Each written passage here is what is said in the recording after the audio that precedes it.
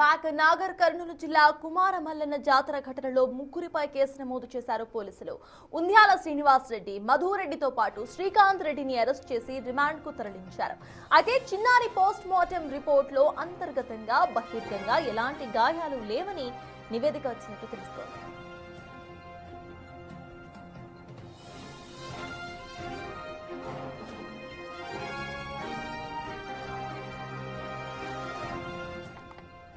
నాగర్ కర్నూలు జిల్లా కుమారమల్లన్న జాతర ఘటనలో ముగ్గురిపై కేసు నమోదు చేశారు పోలీసులు. ఉంద్యాల శ్రీనివాస్ రెడ్డి, మధురెడ్డితో పాటు శ్రీకాంత్ రెడ్డిని అరెస్టు చేసి రిమాండ్ కు తరలించారు. అయితే చిన్నారి పోస్ట్ మార్టం రిపోర్ట్ లో అంతర్గతంగా బహిర్గంగా ఎలాంటి గాయాలు లేవని ఇటు రిపోర్ట్ వచ్చినట్టుగా తెలుస్తోంది.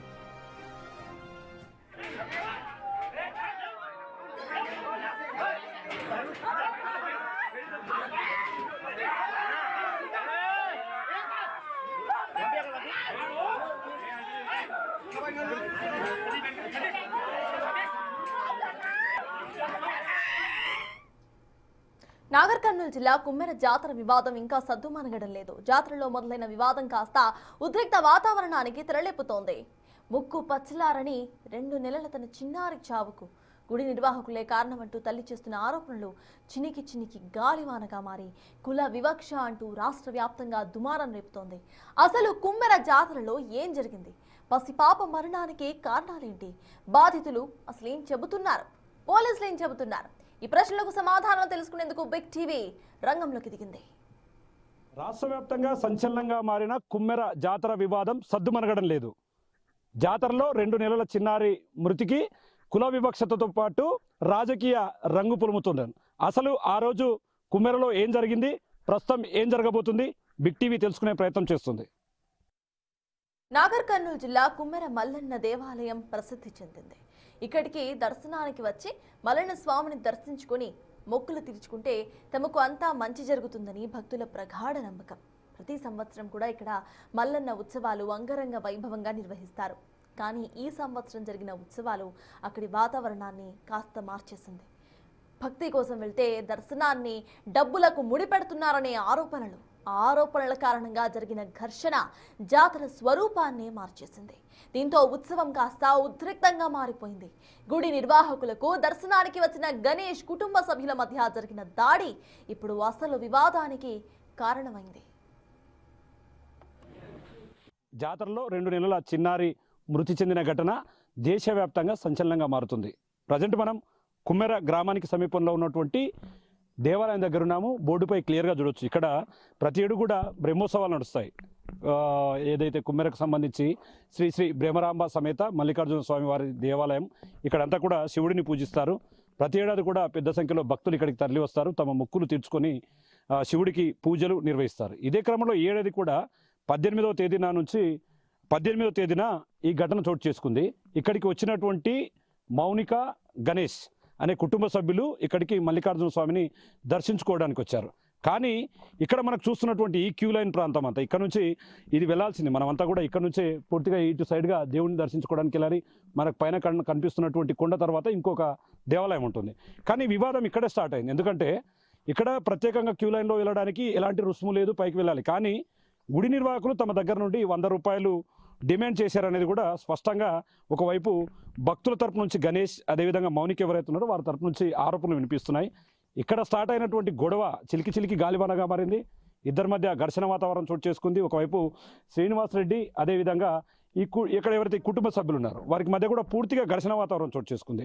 అప్పుడు గుడి నిర్వాహకులకు వీరికి మధ్య మాట పెరగడంతో మనము ఒక మనకు ఒక ఫుటేజ్ లభించింది. అంటే దాంట్లో కొట్టుకుంటున్నారు, లోపల ఒకరిపై ఒకరు దాడులు చేసుకుంటున్నారు. అది ఎక్కడో కాదు, ఇక్కడే దీంట్లోనే మనం చూస్తున్నటువంటి ఆ లోపల ఆ డ్రమ్ దగ్గర ఇదంతా కూడా జరిగింది. ఆ డ్రమ్ దగ్గర అక్కడ ఒకరిపై ఒకరు కొట్టుకున్నారు. మొత్తంగా ఒకరి పెద్ద ఎత్తున గాయాలయ్యాయి. ఈ ప్రాంతం అంతా కూడా ఆహాకారాలతోన మొత్తం ప్రతిధ్వనించింది. మొత్తం ఒక్కసారిగా జాతర మొత్తం కూడా ఉద్రిక్త వాతావరణంతో పరిస్థితులన్నీ కూడా మారిపోయాయి. దీంతో ఒక్కసారిగా పోలీసులు రంగప్రవేశం చేశారు, ఇరువురిని వారించారు. అప్పటికే ఎవరైతే తనపై దాడి చేస్తారని చెప్తున్నారో శ్రీనివాస్ రెడ్డి, అతనికి తలకు గాయమైంది, తనపై రాళ్లతో దాడి చేశారని చెప్పి కూడా అప్పటికే ఆయన పూర్తి స్థాయిలో పోలీసులకు చెప్పాడు. ఇక్కడ మనకు చూస్తున్నటువంటి ఇక్కడ ఈ ప్రాంతం అంతా ఎలాంటి సీసీ ఫుటేజ్లు కానీ ఏం లేవు. అసలు దీనికి సంబంధించి ఎలాంటి పర్యవేక్షణ లేదు. ఇది ఎండోమెంట్ పరిధిలో కూడా లేదు. ఎండోమెంట్ అధికారులు కూడా దీని మీద పూర్తి స్థాయిలో దృష్టి సారించకపోవడం వల్ల ఈ ఘటన చోటు చేసుకుందని కొంత విమర్శలు వస్తున్నప్పటికీ ఇక్కడ నుంచి శ్రీనివాసరెడ్డి ఎలాడు పోలీస్ స్టేషన్లో కంప్లైంట్ చేశారు. తనను బలంగా బాధడంతో తనకు తలకు గాయమైంది, పూర్తిగా తనను కొట్టారని.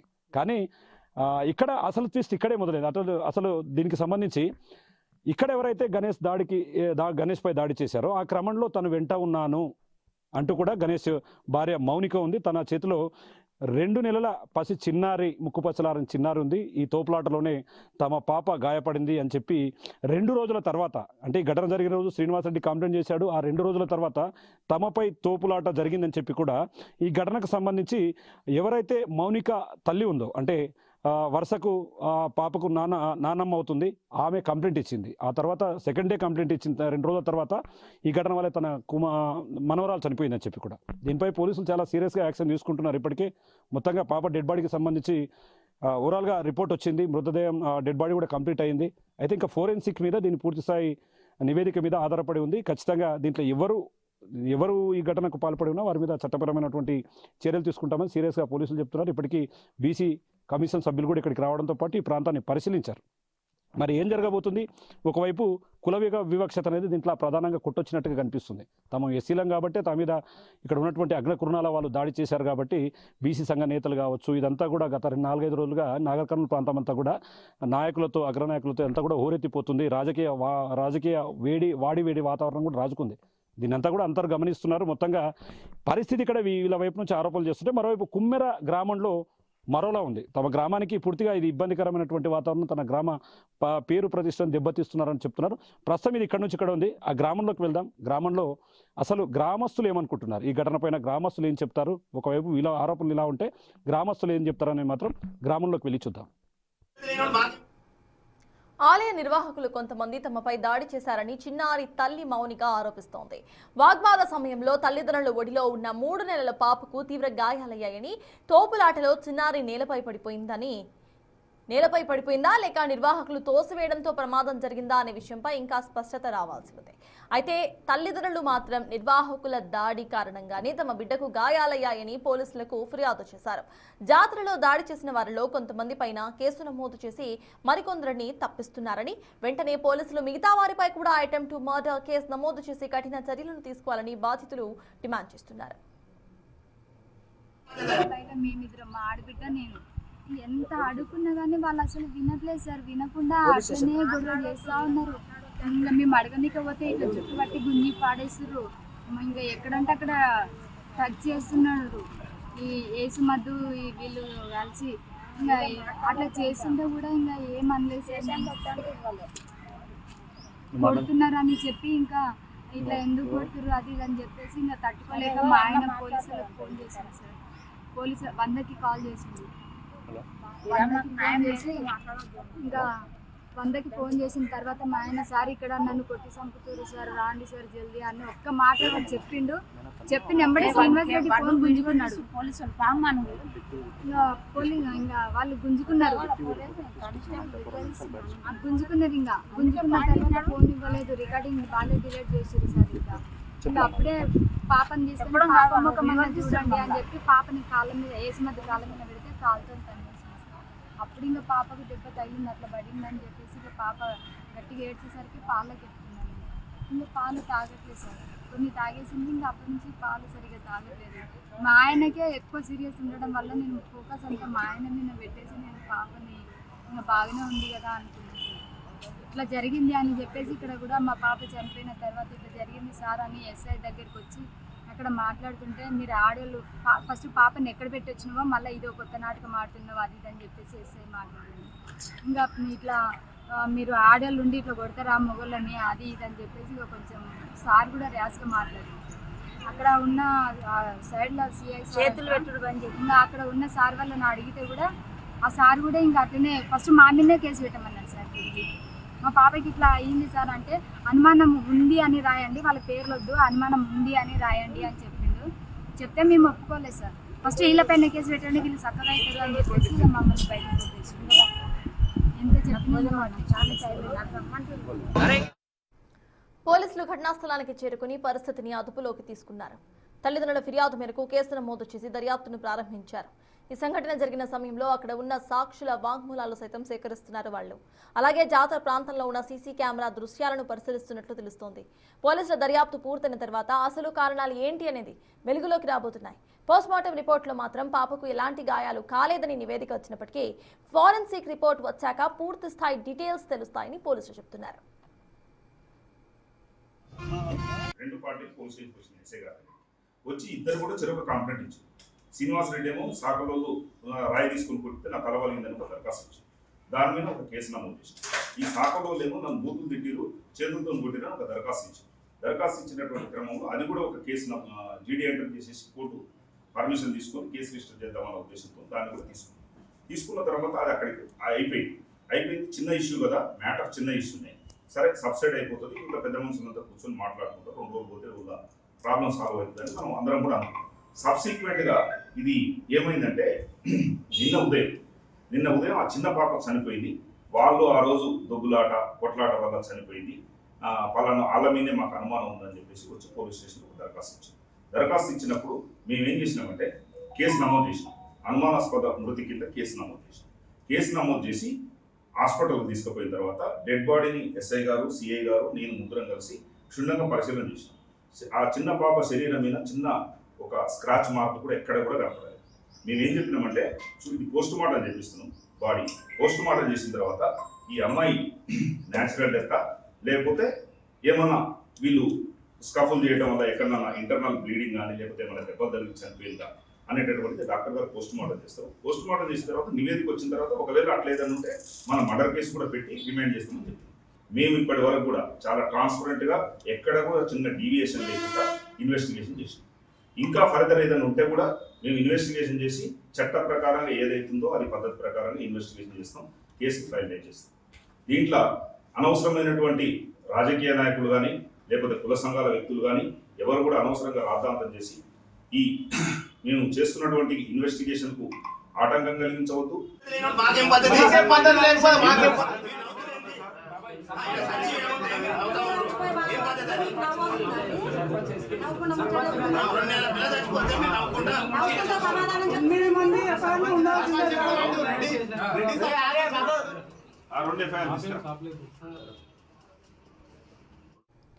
ఈ ఉద్రిక్త వాతావరణం కాస్త జాతి వివక్ష రాజకీయంతో తోడవడంతో పరిస్థితి చల్లబడేలా అయితే కనిపించడం లేదు. ఇప్పటికే రాష్ట్రంలో వివిధ సంఘాల నేతలతో పాటు బీఆర్ఎస్, బీజేపీ ముఖ్య నాయకులు చిన్నారి కుటుంబాన్ని పరామర్శిస్తూ వారికి న్యాయం చేయాలని డిమాండ్ చేస్తున్నారు.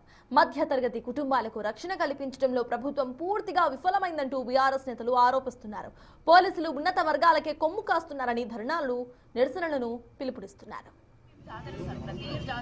నాగర్ కర్నూలు జిల్లాకు సంబంధించి ప్రధాన కూడల్లో ఉన్నాం. ఇక్కడ గత 4 రోజుల నుంచి కూడా ఇదే పరిస్థితి రిపీట్ అవుతుంది. ఎందుకంటే దీనికి అంతా కూడా పాప మరణానికి మొత్తంగా కొంతమంది సంపన్న వర్గాలకు చెందిన వారే కారణమయ్యారంటూ కూడా ఒకవైపు తల్లిదండ్రుల ఆరోపణలతో ఒక్కసారిగా ఈ వివాదం పూర్తి స్థాయిలో రాజుకుంది. దీనికి పెద్ద ఎత్తున ఉద్యమం రూపంలో కూడా దీన్ని ముందుకు తీసుకుపోతున్నారు. ఒకవైపు బీసీ, ఎస్సీ, ఎస్టీ, జేఏసీ నాయకులు విశారదంతో పాటు బీజేపీ రాష్ట్ర అధ్యక్షుడిగా ఉన్నటువంటి రామచంద్రరావు సైతం కూడా ఇక్కడికి వచ్చారు. పూర్తిగా మనం విజువల్స్లో చూడవచ్చు ఈ ప్రాంతం అంతా కూడా పూర్తిగా ఉద్రిక్త వాతావరణానికి తెరలేపుతుంది. దీనికి ప్రధాన కారణం మొత్తం కూడా కుల వివక్షతే కారణం అంటూ కూడా దీనికి రాజకీయ రంగు పులుముకుంది. దీంతో ఒక్కసారిగా పోలీసులు దీనిపైన ప్రత్యేక దృష్టి సారించారు. ఎలాంటి అవాంఛనీయ సంఘటనలు జరగకుండా పూర్తిగా దగ్గరుండి చూస్తున్నటువంటి సిచ్యువేషన్ ఇక్కడ కనపడుతుంది. మనం క్లియర్ కట్గా గమనిస్తే మాత్రం ఇదంతా కూడా రాష్ట్రంలో తీవ్ర దుమారాన్ని లేపుతున్నటువంటి సిచ్యువేషన్ కనపడుతుంది. దీనికి సంబంధించి ఇప్పటికీ చనిపోయినటువంటి చిన్నారి అక్కడ ఉన్నటువంటి నిర్వాహకుల వల్లే చనిపోయింది. పోలీసులు ఒకే వర్గానికి కొమ్ము కాస్తున్నారు. అదేవిధంగా కాంగ్రెస్ పార్టీకి సంబంధించి అధికార పార్టీ కాబట్టి వాళ్ళను రక్షిస్తున్నారంటూ కూడా ఒకవైపు మిగతా అంటే బీజేపీ, బీఆర్ఎస్ నాయకులంతా కూడా పూర్తి స్థాయిలో చెప్తున్నటువంటి పరిస్థితి కనిపిస్తుంది. మనం విజువల్స్లో కూడా చూడొచ్చు. ఇప్పటికీ రామచంద్రరావు కూడా ఇక్కడికి వచ్చాడు. దీంతోపాటు ఎవరైతే బాధితులుగా ఉన్నారో అరెస్టు చేసిన వారిలో నలుగురిని కాకుండా మిగతా వారిని కూడా అరెస్టు చేయాలి, వారిపైన మర్డర్ కేసు నమోదు చేయాలి, అంటే అటెంప్ట్ మర్డర్ కేసు నమోదు చేయాలంటూ కూడా పూర్తిగా విమర్శలు వస్తున్నాయి. దీంతో ఇక్కడ రాజకీయం కాస్త వేడెక్కినటువంటి సిచ్యువేషన్ కనపడుతుంది. ఇప్పటికే తల్లిదండ్రులతో పాటు ముఖ్యంగా చాలామంది ఇబ్బందికరమైనటువంటి వాతావరణం ఎదురవుతుండడంతో జిల్లా ఎస్పీ దీని మీద ప్రత్యేకమైనటువంటి దృష్టి సారిస్తున్నాడు. పూర్తిగా కారకులు ఎవరైనా సరే దీన్ని వదిలేది లేదని, ఇప్పటికీ మొత్తంగా మృతదేహానికి సంబంధించినటువంటి పోస్ట్ మార్టం నివేదిక వచ్చినప్పటికీ దీని మీద ఇంకా చాలా పలు రకాలైనటువంటి ఎంక్వైరీ జరగాల్సింది. ఫోరెన్సిక్కి దీనికి సంబంధించినటువంటి నివేదిక రావాల్సింది. ఆ ఫోరెన్సిక్ నివేదిక వస్తే తప్ప దీనికి సంబంధించి పూర్తి వివరాలు వెల్లడే అవకాశం లేదని చెప్పి జిల్లాకు సంబంధించినటువంటి ఎస్పీ చెప్తున్నాడు. మరి ఈ వివాదం కాస్త ఎటువైపు పోతుంది? పూర్తిగా రాజకీయ దుమారానికి రాష్ట్ర వ్యాప్తంగా ఇదొక వేదిక అయింది కాబట్టి త్వరితగతిన ఈ సమస్యను పరిష్కరించి వివాదాన్ని కాస్త సద్దుమణిగించేలాగా కూడా పోలీసులు ప్లాన్ చేస్తున్నటువంటి సిచ్యువేషన్ నాగర్ కర్నూలు జిల్లాలో కనపడుతుంది. మరోవైపు ఈ వివాదం తమ గ్రామ ప్రతిష్టను దెబ్బతీస్తుందంటూ గ్రామస్తులు ఆవేదన వ్యక్తం చేస్తున్నారు. ఆరాధ్య దైవంగా కొలుచుకునే తమ దేవుడి జాతరలో ఈ ఘటన ఒక్కసారిగా గ్రామంలో విషాదంతో పాటు కుల వివక్షతలను కూడా దారితీస్తుందంటూ గ్రామస్తులు చెబుతున్నారు. గ్రామంలో ఎప్పుడూ కులాలకు పెద్దపీట వేయలేదని, అందరం కలిసి అన్నదమ్ముల్లాగానే ఉన్నామని, ఈ ఘటన ఒక్కసారిగా మమ్మల్ని కలిచివేస్తోందని, గ్రామానికి తీరని మచ్చగా మారిందని గ్రామస్తులు ఆవేదన వ్యక్తం చేస్తున్నారు. చిన్న పాప సరే, పాప చనిపోయినా మేము కూడా బాధపడుతున్నాం. చిన్న పాప చిన్న పాప 2.5 months బేబీ. కానీ మేమేంటంటే చిన్న అట్లా కొడితే ఇన్ని 3 రోజులు పడుతుందా, మనకే వీక్ ఉన్నదంట. నీలోఫర్ హాస్పిటల్లో పెట్టిందంట, హాస్పిటల్లో తీసుకొచ్చిండ్రు. ఆ డాక్టర్స్ రిపోర్ట్స్ కూడా తెప్పించుకుంటా ఉన్నారు పోలీసు వాళ్ళు, ఏం కండిషన్ మీద వచ్చింది ఆ పాప అనేది. అయితే డిఎస్పీ గారు, మన ఎస్ఐ గారు, సిఐ గారు హాస్పిటల్లో చూసిండ్రు, చెప్పారు మాట అప్పుడు చిన్న గీత కూడా ఏం లేదు. పోస్ట్ మార్టం రిపోర్ట్ కూడా మరి వచ్చిందన్న అయితే మనకు చెప్పలేదు, ఏం లేదన్నట్లే చెప్పేసి. కానీ ఇది మాత్రం రాజకీయంగా ప్రేరేపించిన గడబడి లొల్లి. కుల సంఘాలను వాళ్ళని ఇది చేసి వాళ్ళకి చెప్పి లేదంతా మా పొలిటికల్ సృష్టించింది. ఎగ్జాక్ట్ మనం గుడి దగ్గర ఏం జరిగిందో పూర్తిగా అక్కడ వివరించి చెప్పాం. ప్రజెంట్ మనం కుమ్మెర గ్రామంలోకి వచ్చాం. ప్రజెంట్ మనం కుమ్మెర గ్రామంలో ఉన్నాము. ఇదంతా కూడా ఒక కాలనీకి సంబంధించినటువంటి అంశం. ఇదంతా చౌరస్తాగా కూడా పరిగణిస్తారు. ఇప్పటికే కుమ్మెరకు సంబంధించి ఈ ఘటనతో ఒకసారిగా పోలీసులు అలర్ట్ అయ్యారు. ఎక్కడ కూడా ఎలాంటి ఇబ్బందులు తలెత్తకుండా, గ్రామంలో ఎలాంటి వివాదాలు తలెత్తకుండా పోలీసులు దగ్గర నుండి చూస్తున్నారు. మనం విజువల్స్లో చూడొచ్చు, చాలా క్లియర్గా వాళ్ళు ప్రతి అంశాన్ని కూడా అబ్జర్వ్గా క్లియర్గా పరిశీలిస్తున్నారు. ప్రతి అంశాన్ని కూడా ఇబ్బందులు తలెత్తకుండా, గ్రామంలో ఉన్నటువంటి ఐక్యత దెబ్బతినకుండా పూర్తి స్థాయిలో పర్యవేక్షిస్తున్నటువంటి సిచ్యువేషన్. ఇక దీనికి సంబంధించి ఇప్పటికే ఒకవైపు బాధితుల ఆరోపణలో ఒకలా ఉంటే, ఇక్కడ గ్రామంలో మాత్రం ప్రజెంట్ ఆరోపణలు వేరేలా ఉన్నాయి. ఆరోపణలని కాదు, వాస్తవంగా గ్రామంలో ఎలాంటి కుల వివక్షత లేదని, అందరం కలిసిమెలిసి ఉండేవాళ్ళమని, ఈ జాతరలో జరిగినటువంటి ఈ ఘటనతో ఒక్కసారిగా మా గ్రామానికి చెడ్డ పేరు వస్తుంది కాబట్టి ఇలాంటివి చేయకూడదని చెప్పి పూర్తి స్థాయిలో గ్రామస్తులు అంటున్నారు. మొత్తంగా కులాల మధ్య చిచ్చు పెట్టేటటువంటి ఇలాంటి అంశాన్ని వేదిక మీదకి తీసుకురావడం సరైనది కాదని చెప్పి కూడా గ్రామస్తులు చెప్తున్నటువంటి పరిస్థితి కనిపిస్తుంది. ప్రస్తుతం మన దగ్గర కొంతమంది గ్రామస్తులు కూడా ఉన్నారు, వాళ్ళతో కూడా మాట్లాడదాం. ఏంటి ఆ ఘటన ఎలా చూడాలి? ఆ జాతరలో జరిగినటువంటి ఘటనతో గ్రామ పేరు చెడిపోతుందని కూడా గ్రామ పెద్దలు చాలామంది అనుకుంటున్నారు. మిమ్మల్ని అడిగితే ఏం చెప్తారు ఈ ఘటనకు సంబంధించి? ఈ ఘటనకు సంబంధించి ఊళ్ళో ఇంతవరకు అన్ని కులాలు, అన్ని వర్గాలు అందరం కలిసి పనిచేసేది. అంటే ఇది సర్పంచ్ ఏ క్యాస్ట్ అయినా సరే అందరం కలిపి పనిచేసేది.